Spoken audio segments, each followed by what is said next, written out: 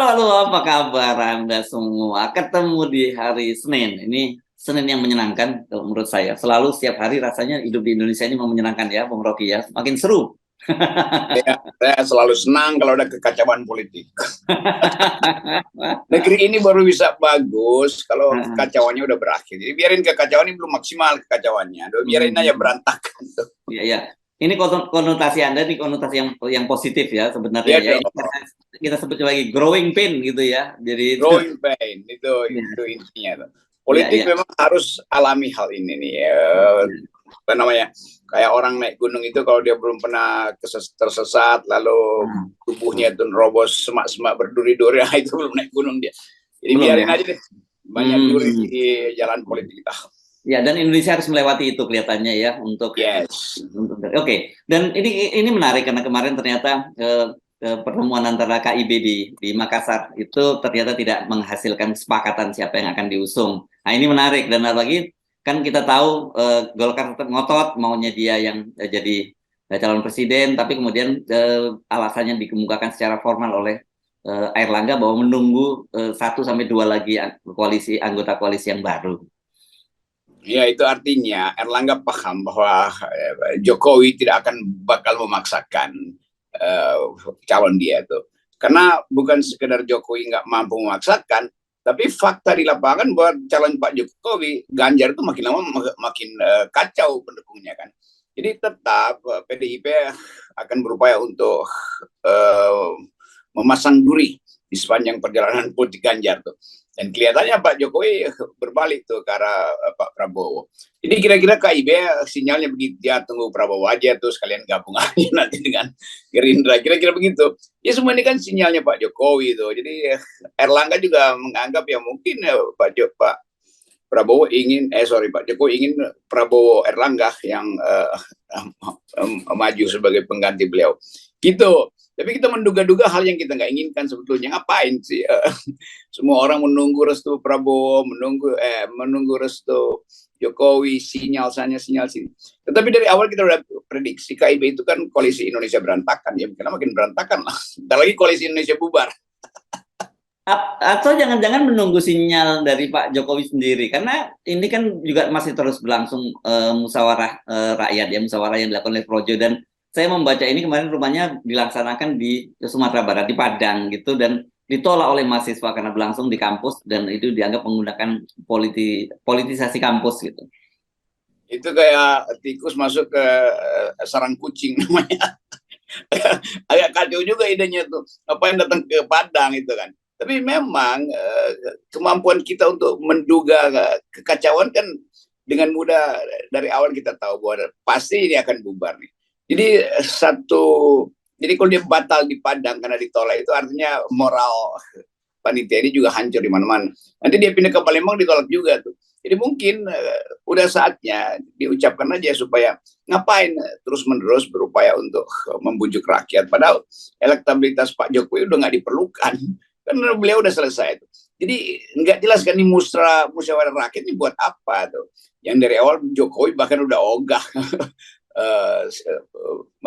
menjenguk musyawarah itu tuh. Sejak dari mana ujung pandang yang kedua juga udah degradasi karena Jokowi udah sibuk untuk nyari-nyari koalisi. Jadi ngapain lagi musyawarah rakyat. Tetapi tetap mau memperlihatkan bahwa relawan ini utuh, nggak relawannya utuh kalau amplopnya tebal. Ya.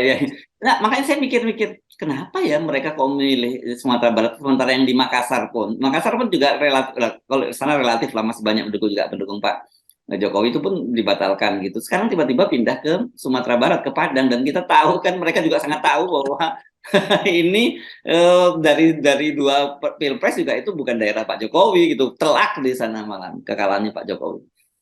Ya, dari awal kan ide musyawarah rakyat ini hanya untuk nyenangin hati Pak Jokowi. Lalu direkrutlah relawan, direkrutlah bahkan banyak akademisi yang jadi penasehat dari musyawarah ini. Lalu kita bertanya ini ngapain nih fungsi dosen-dosen itu, dosen UI, dosen Gajah Mada segala macam itu. Mungkin juga ada orang BRIN di situ. Jadi penasihat dari musyawarah rakyat tuh. Tanpa tahu apa arahnya kan. Jadi sebetulnya memang ada paket yang lengkap itu, bahkan pasti dibayar mahal lah ini konsultan akademisi ini kan. Tapi dia sendiri nggak paham mau ngapain tuh musyawarah rakyat itu, demi apa itu? Demi memperpanjang masa jabatan presiden atau demi menandingi musyawarah MPR? Jadi nggak jelas demi apa. Tetapi yang jelas demi mengelulukan Ganjar tuh. Dan agak ajaib misalnya hal yang udah jelas itu buat Ganjar, tapi kalangan akademisi masih menganggap itu netral. Ini gila nih kan. Cara berpikir dungu itu udah masuk juga pada dosen-dosen UI, UGM, IPB segala macam itu yang direkrut untuk jadi dewan pengawas, dewan penasihat atau dewan pengarah. Nah, arahnya sekarang berantakan. Jadi mestinya ada semacam kelegaan dari panitia ini untuk mengatakan kami hentikan karena ada penolakan itu. Tapi nanti ada akal ini kan di Padang ditolak ya pasti aja.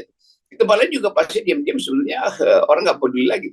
Karena di depan mata kita yang bersaing itu Anies dan Ganjar, dan Anies sudah lari lebih cepat daripada musyawarah rakyat. Jadi bayangkan misalnya Anies ada di depan sekarang di dalam garis udah start, Anies sudah lari di depan, tapi masih ada musyawarah rakyat.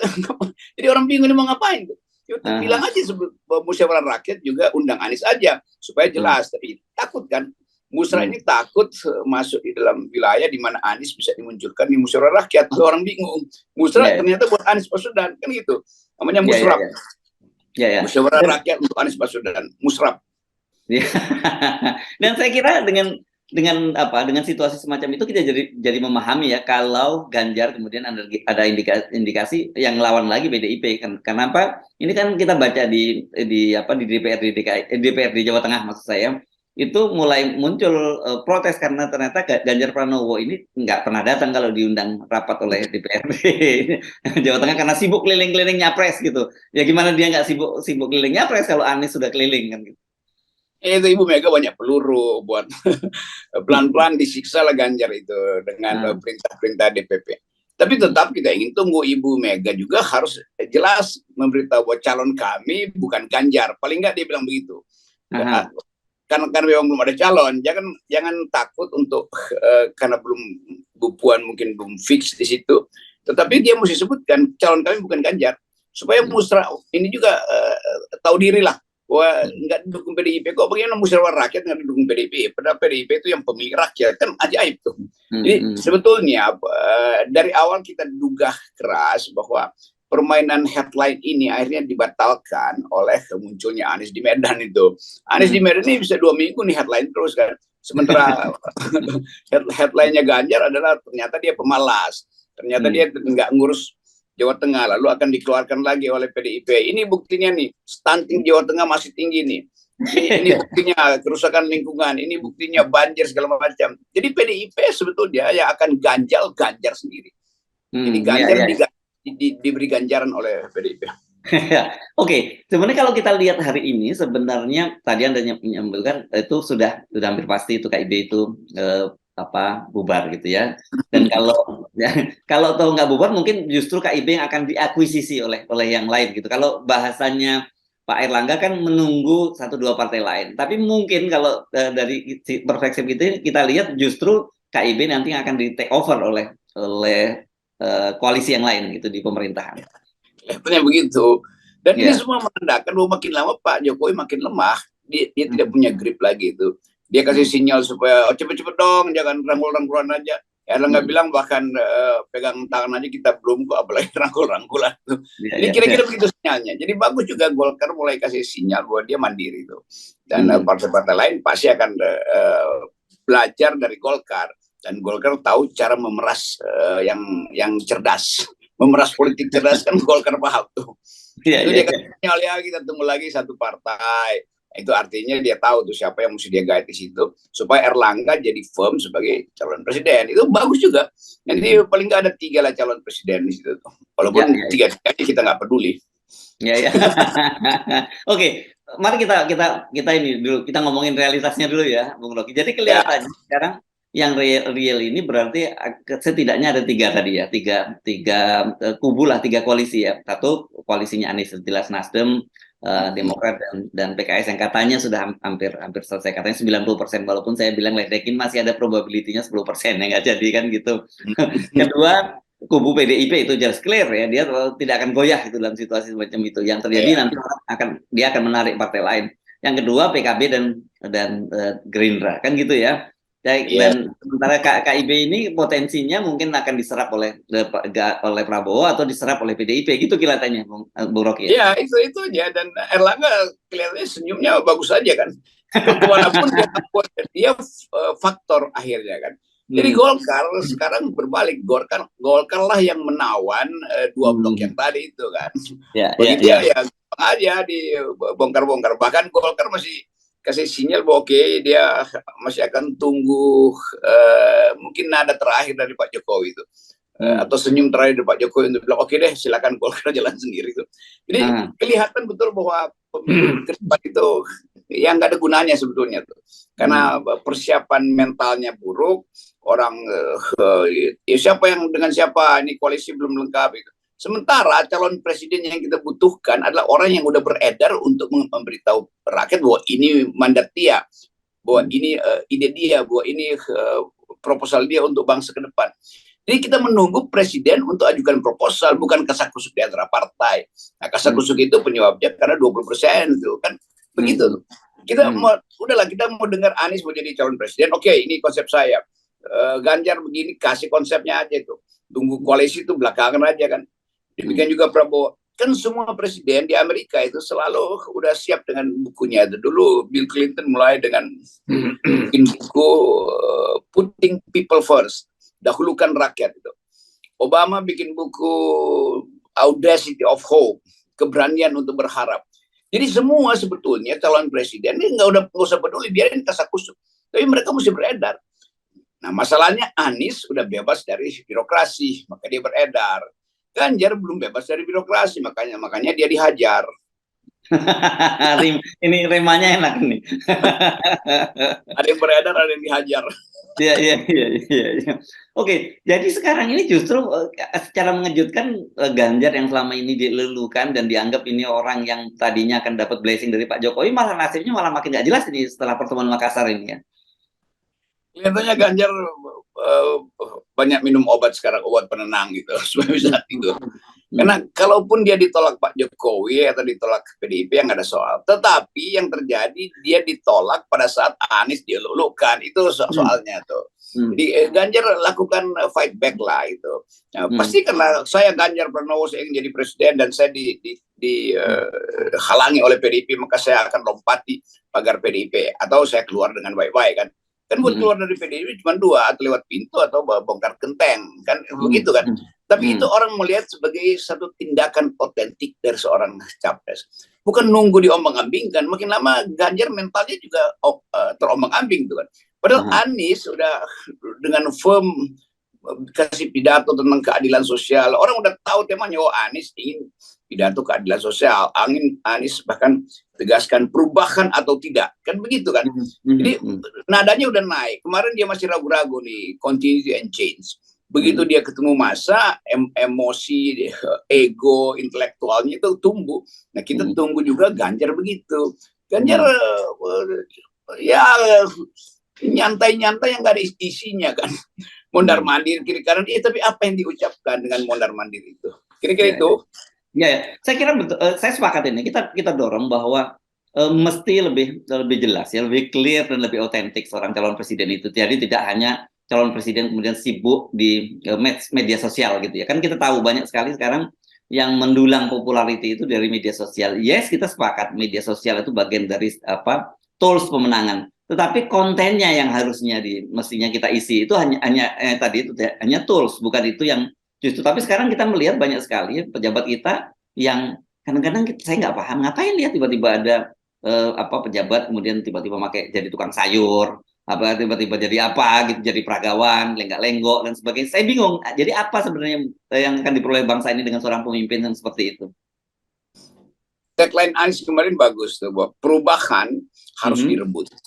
Gitu. Saya ingat frasa yang dibuat oleh Albert Camus. Freedom is not a gift from a state or a leader, but a possession to be won every day by the effort of each and the union of all. Perubahan katakan itu harus Ya. diperjuangkan setiap hari oleh setiap orang, bukan hadiah dari pemimpin tuh. Jadi Anies paham arah politiknya tuh. Walaupun orang masih akan anggap oh Anies kan Nasdem. Iya, tapi dia sekarang udah melampaui Nasdem. Dan setiap saat Anies juga bisa bilang, oke, saya pindah ke KIB, tapi saya mau jadi presiden. Itu dengan mudah relawannya pindah tuh. Karena Anies sudah memimpin. Ganjar belum memimpin. Ganjar masih di taraf di arah-arah doang itu, dia belum memimpin. Anies sudah lampaui arah-arah itu, dia jadi pemimpin sekarang.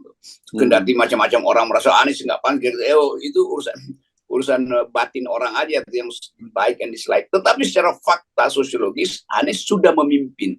Ganjar masih di arah-arah tuh, dan itu jadi manja lalu jadi lembek sebetulnya orang yang di arah-arah terus. Erlangga udah tampilkan otoritasnya tuh. Saya dimandatkan untuk memimpin dan saya nggak mau tukar-tukar tambah di KIB. Kira-kira itu sinyalnya kan. Jadi ada dua orang yang udah kuat, itu Anies dan Erlangga secara firm. Kalau Pak Prabowo dari awal apapun terjadi saya mau jadi presiden. Nah itu lebih gila lagi kan. Maksudnya lebih tegas lagi itu. Ya. Nah sekarang kita tinggal dorong Pak Erlangga maju selangkah lagi ya. Ini kan baru tahap. Iya itu.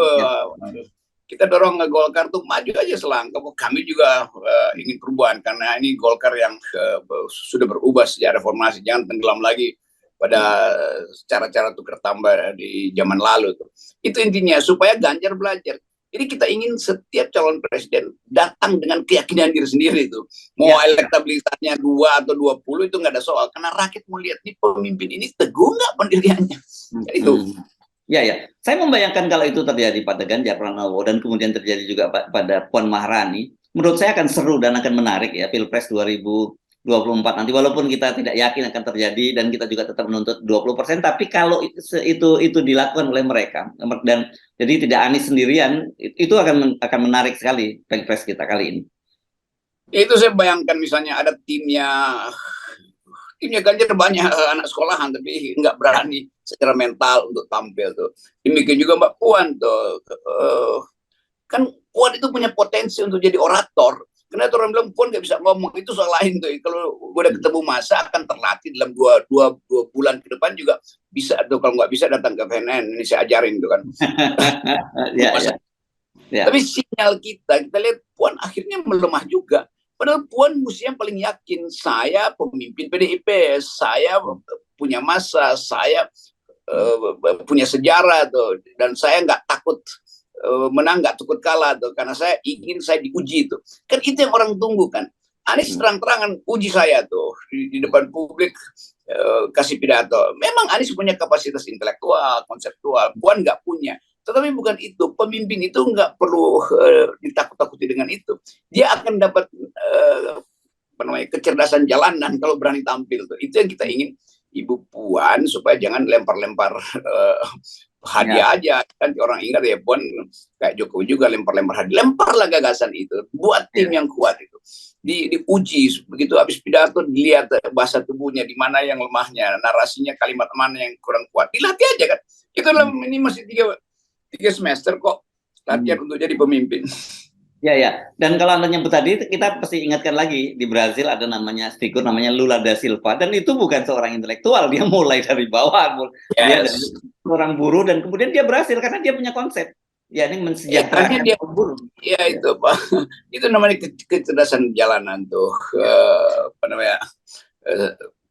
tumbuh dari pengetahuan yang dihasilkan oleh pertemuan langsung dengan mata rakyat, dengan batin rakyat, dengan keluh kesah rakyat. Nah Puan mestinya banyak pengalaman karena dia bertemu dengan Wong Cili itu. Tinggal dia konsepkan di kepalanya dengan 2-3 konsep, lalu di backup dengan data. Udah dia jadi pemimpin tuh. Kan ujian-ujian itu yang mestinya ada dulu di publik, nanti diuji di forum akademis. Tapi kalau bagian-bagian pertemuan dengan publik aja cuma bagi-bagi ya, hadiah orang lihat apa itu. Itu bedanya mereka semua ini dengan Prabowo. Prabowo punya konsep, Anies punya konsep, Ganjar ya konsepnya menerusin Jokowi. Dan itu buruk kan. Ya. Nah, tinggal kita tunggu Pak Erlangga, apa konsepnya yang kita belum dengar gitu sekarang ini. Erlangga saya kira kalau soal konsep, Golkar tuh kaya raya konsep. Dia masih mau ragu ini nyampe ke rakyat bawah apa enggak tuh. Erlangga pidato tentang perubahan ekonomi dunia 2024. Nah itu dia tema yang bagus bagi dia kan Golkar partai modern. Ya lakukan apa fungsi startup nanti bagi milenial yang sekarang udah cemas-cemas untuk pindah ke luar negeri. Kan semua itu tema yang bagus buat Golkar. Tema untuk hadirkan kembali harapan. Yes, oke. Jadi saya kira kita simpan lagi ini kompor-kompor yang untuk para presiden. Tapi kita kan kalau Anda kan ngompornya ngompor yang baik, yang bagus gitu ya. Ya udah banyak kita sumbang konsep pada mereka tuh. Ya. Dan kita pingin bahwa kalau mau kacau itu silahkan mulai kacau aja dari sekarang, karena kita ingin bahwa setelah kekacauan itu muncul kebaikan. Seperti kayak ini kan kita selalu mengambil analogi wayang gitu ya, Bung Rocky ya. Biasanya kan begitu, setelah muncul goro-goro, nah itu baru nanti kebaikan akan menang muncul.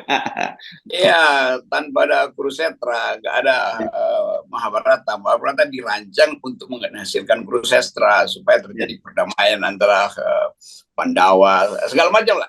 Dan itu juga yang kita inginkan terjadi di kepolisian. Dulu biarkan aja nih perang antar geng, tetapi lakukan di dalam arah untuk menyempurnakan organisasi itu, bukan untuk meruntuhkan kepolisian.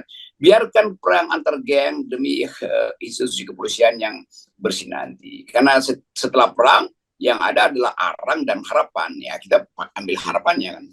Yes, oke. Tetap kita kawal dengan 0%. Iya. Yeah.